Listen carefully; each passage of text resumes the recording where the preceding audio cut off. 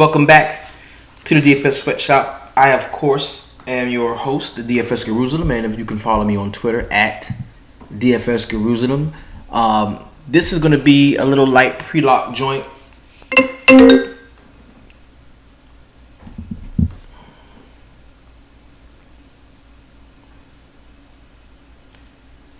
Yep, it's going to be a little light pre-lock joint. We're going to go through the slate one time.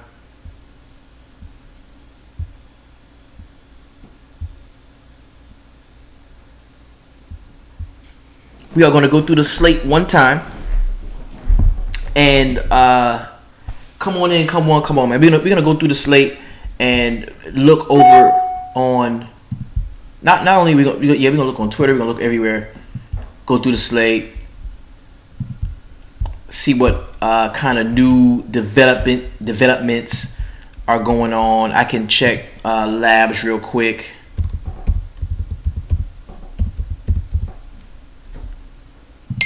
Fantasy Labs NBA. And we're getting some lineups out. The Warriors are going to start Curry, Oubre, Wiggins, Anderson, Wiseman on today. So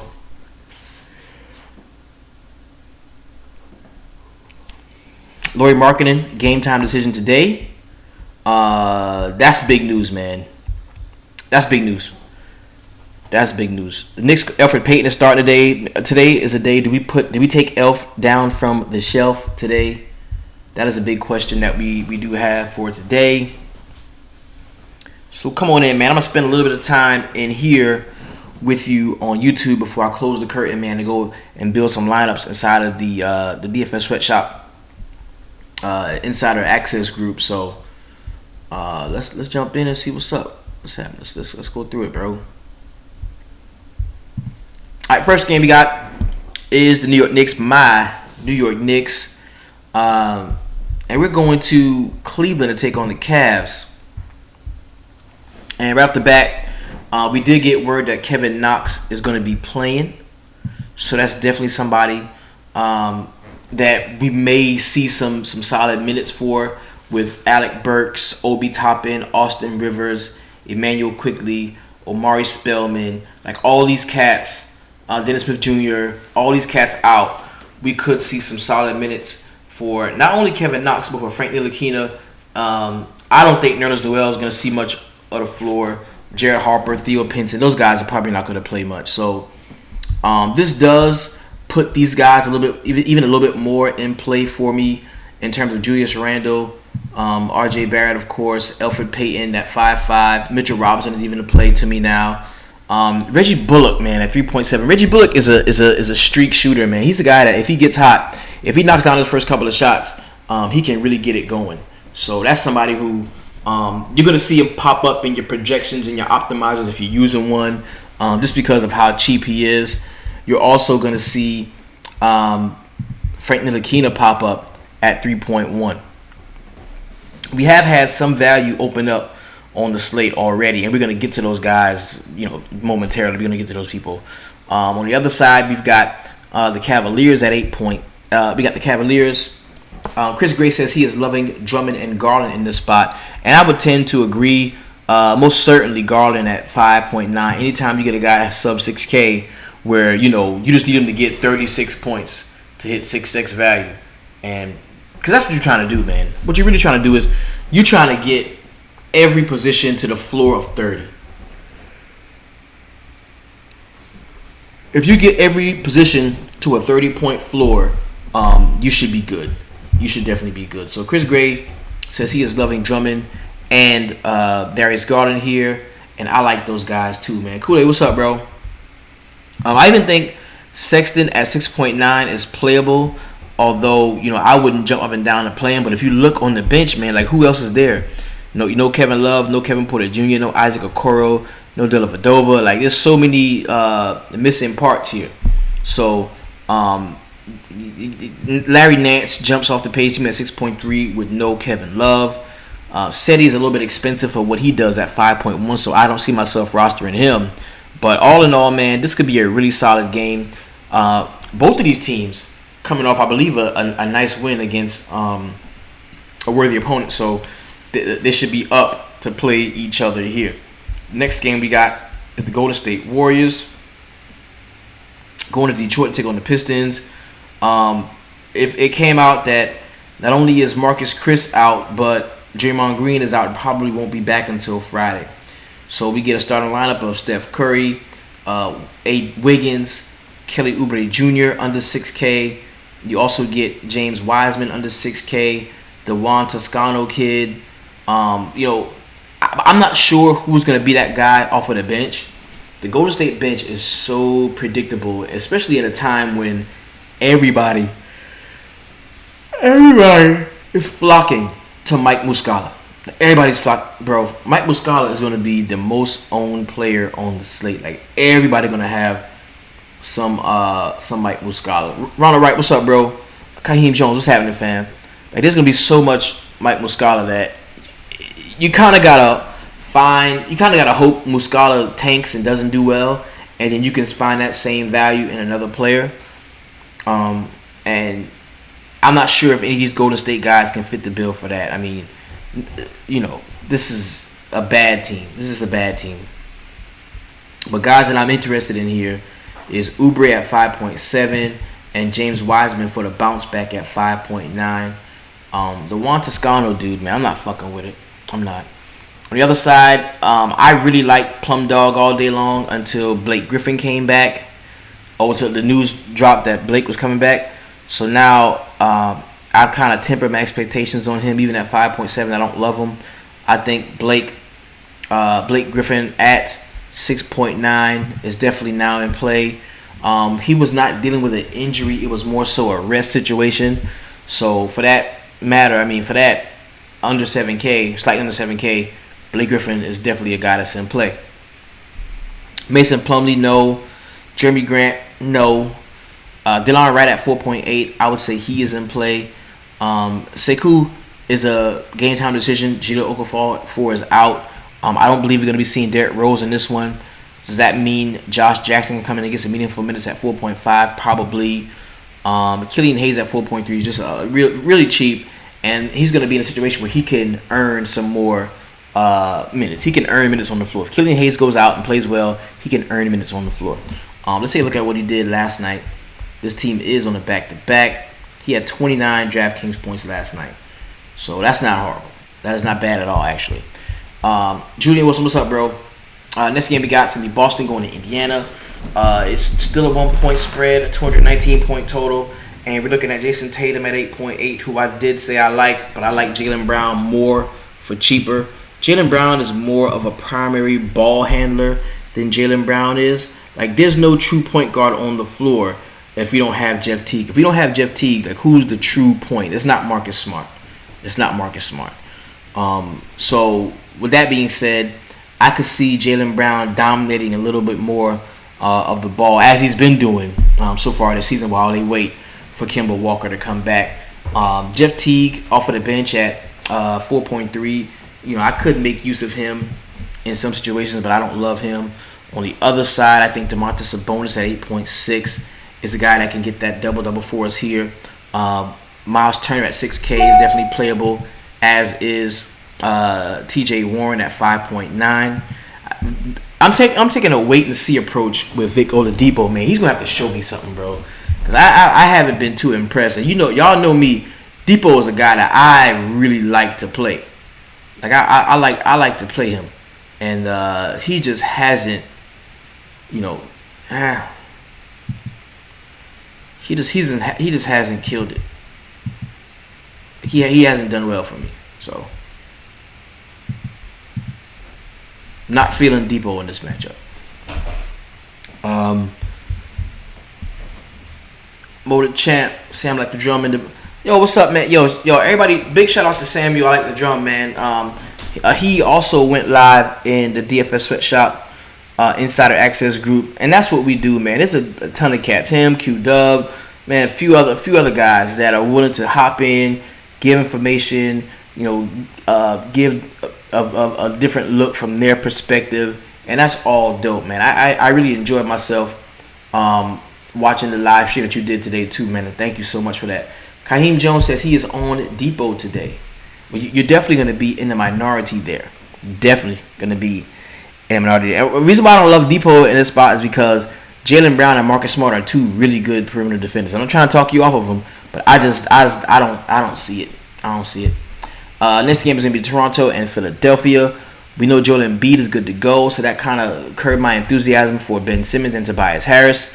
I still like Seth Curry at 5K. Danny Green at 3.5. I'm not very interested in that. Is Embiid in play? He's 9.8, and on a slate like this where we got 10 games and everybody's trying to get to that value, there's going to be a lot of stars and scrubs or a lot of Mike Muscala and stars lineups going everywhere. So you're probably going to see a little bit of Embiid, but I don't love him. I think Kyle Lowry is in play at 7.5. I like Pascal Siakam. I'm okay with Fred VanVleet at 7.4. Although I don't love him, I'm okay with him. And even Chris Boucher at 5.8, I think he would be a fine play as well. The next game is the Chicago Bulls. They're getting 6 points, man. So they're road dogs going to Washington, going to D.C. to take on the Wiz, man. And I remember there was a time when we would play Russell Westbrook at 13,000. We would play Russell Westbrook at 13K, bro. And if there's anybody that I have a shit ton of exposure to today, it is definitely Russell Westbrook. From what I'm seeing, he wants to dominate the ball. He wants to get out in transition. He wants to get those rebounds. He wants to get those assists. He wants to get those triple doubles. And as long as he's doing that for less than 10K, I will be playing Russell Westbrook. Like, it's kind of a no-brainer play for me right now. Like, remember, man, we would roster this dude at 13K. We would do that, and he would deliver. And sometimes he'd get 90 points. Sometimes. So Russell Westbrook, man, was definitely core considerable the moment I saw he was under 10K. Bradley Beal is in play, although I don't love him as much as I love Russell Westbrook. Thomas Bryant at 6'8", I don't love that one. Davis Bertans is kind of interesting at 5K, coming off of the bench. He should be playing a little bit more minutes than we've seen him lately, but that 5K is kind of tough to get behind. On the Chicago side, Thaddeus Young has had the injury tag lifted. There's a very good chance he starts if Lauri Markkanen is out. I do like Kobe White at 6.5, and I like Zach LaVine more on FanDuel where he's 7.5 as opposed to DraftKings here where he's 8.4. I don't love that as much. Wendell Carter Jr. is hit or miss, but I can highlight him because he's good. He could get it going. He could get it going. I want to come back and check that out, man. Wendell Carter Jr. I'm gonna take him to the group and see what the group has to say about him. And Thad Young at 3.7. Boom. Next game is Milwaukee and Miami. Giannis, bro, at 10.8. I got into situations mentally where I was having to choose between, Giannis and Westbrook just so I can have some exposure to Giannis. And even in those moments, I didn't feel comfortable playing Giannis at 10.8 as a 5.5 point favorite going to Miami with no Jimmy Butler. Like, this team could really blow the doors off of this game, and there's a chance that we might not even see Giannis for his full complement of minutes. They played Miami, or they didn't play Miami. Who was that they played? Bro, look at Giannis' scores, bro.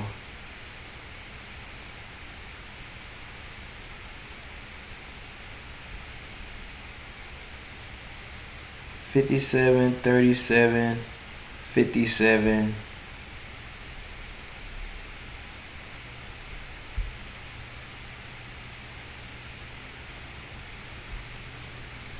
Like, he hasn't, crushed yet. And he hasn't really had to crush. I mean, even in the loss against the Knicks, he had 57.25. Scoring right at 1.79 fantasy points per minute. So, not huge. I'm not huge on him.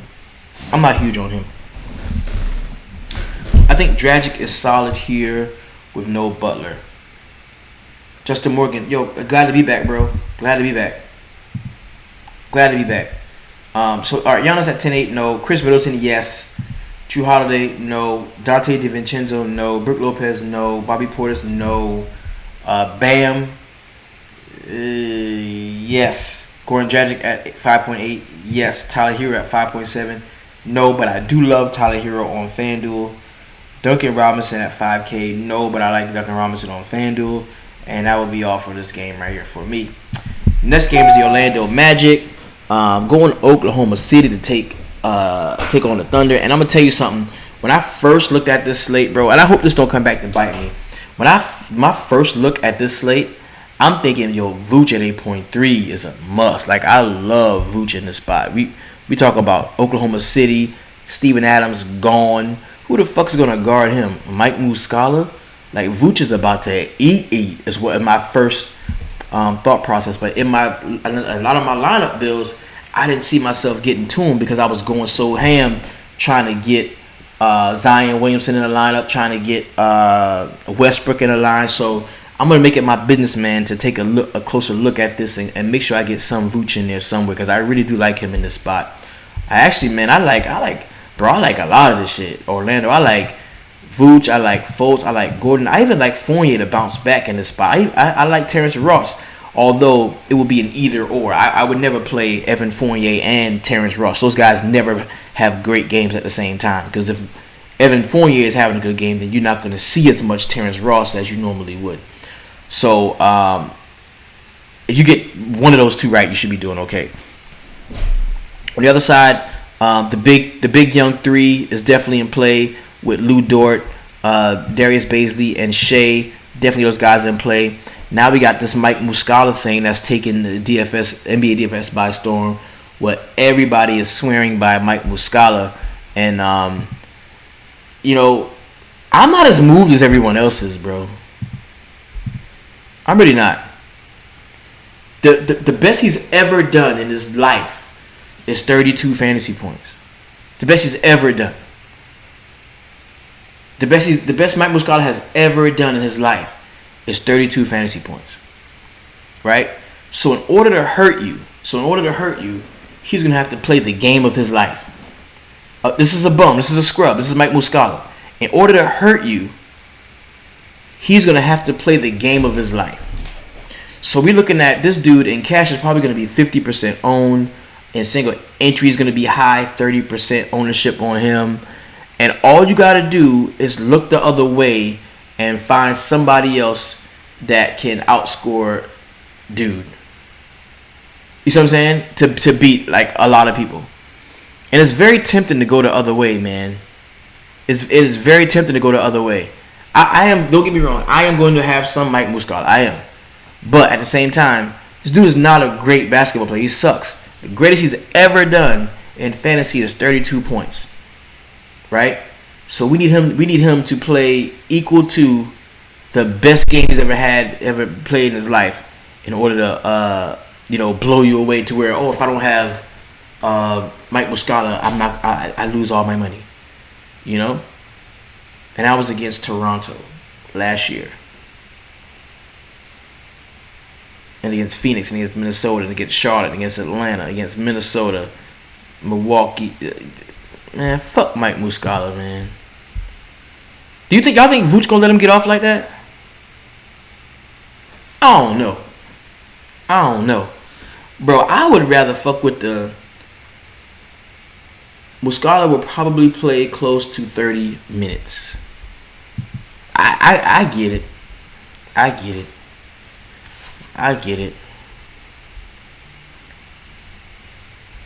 it. Let's look at okay.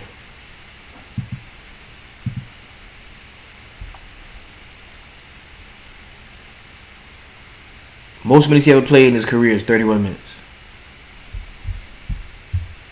Or last year, rather. So,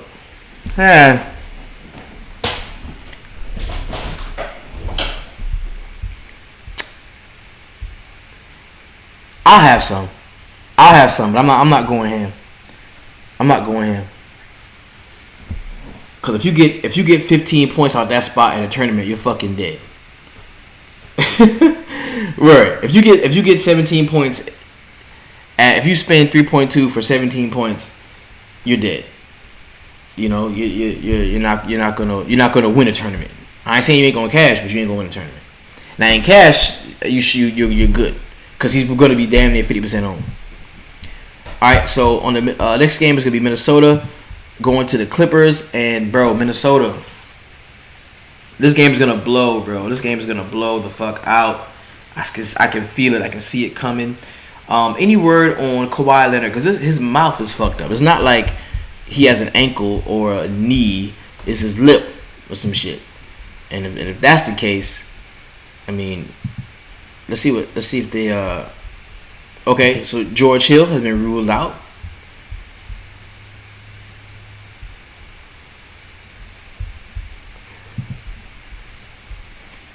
George Hill has been ruled out. Let's go look at it real quick. Okay, so with George Hill out, now is Diallo in the starting lineup? Diallo's a good defensive guy, a good perimeter defensive guy. That might not be good for Markelle Fultz, though. That might not be good for Fultz. All right, so Minnesota and the Clippers. This game should blow out. I ain't gonna lie. I like Batum at 4.5. He's cool with me.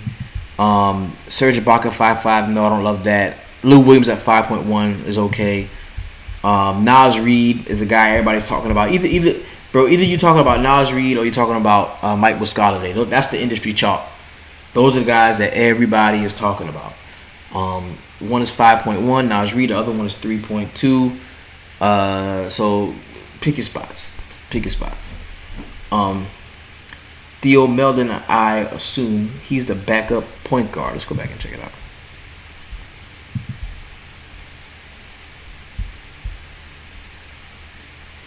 Theo Maladon, yeah. And he's 3K.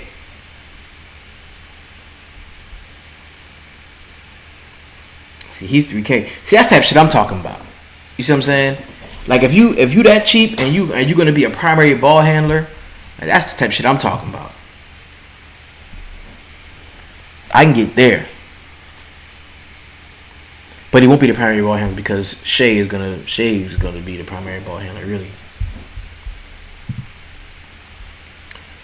So yeah, Naz Reid, Malik Beasley jumps off to me.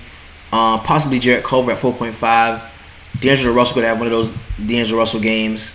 But I don't like this game much though. Honestly, this is a game I don't really love. Anthony Edwards at 5.4 could come in and play meaningful minutes.